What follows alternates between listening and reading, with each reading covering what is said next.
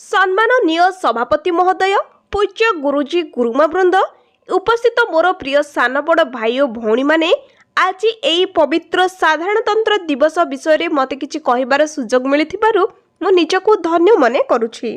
आज आमे एठारे काहेकि एकत्रित होइछे ताहा समस्तको अल्प बहुते जणा। आज हेउछि जनवरी 26 तारिख 2025 मसिया आम देशर 76तम साधारणतंत्र दिवस।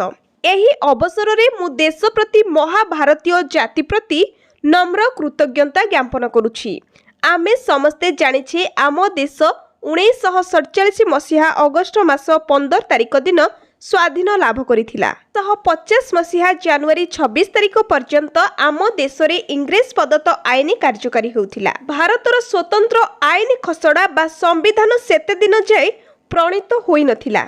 आम निजर संविधान अनुसार देश शासन हेबा उचित, सेथिपाई संविधान प्रणयन संस्था प्रतिष्ठित हैला। एहार मुख्य थिले भीमराव आंबेडकर। से थिले भारतीय संविधानर जनक। भारतीयों को खाप खुआइला भली गोटे संविधान खसड़ा तैयारी करी डॉक्टर भीमराव आंबेडकर आधुनिक जुगर मनु पालटी गले। आमर एही संविधानटी 395 धारा 22 भाग और 8 परिशिष्ट विशिष्ट, जहाँकि 1950 मसीहा जनवरी 26 तारिख रे कार्यकारी होइथिला।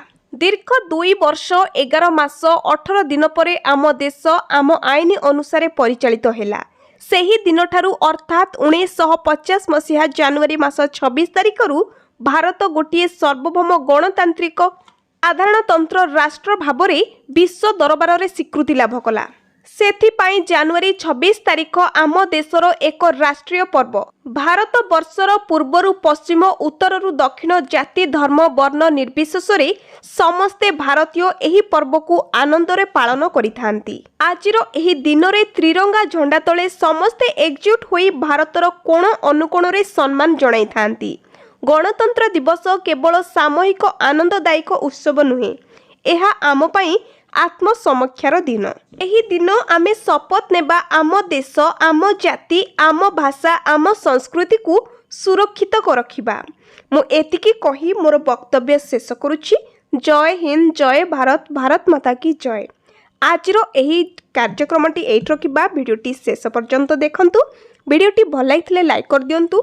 चैनल को सब्सक्राइब करी बेल आइकन को क्लिक कर दियंतु। जोपरि भाबरे एही भले नुआ नुआ वीडियो मु आपण मानक पय निहाती भाबरे आनि रखिबी। रहुछि। जय जगन्नाथ।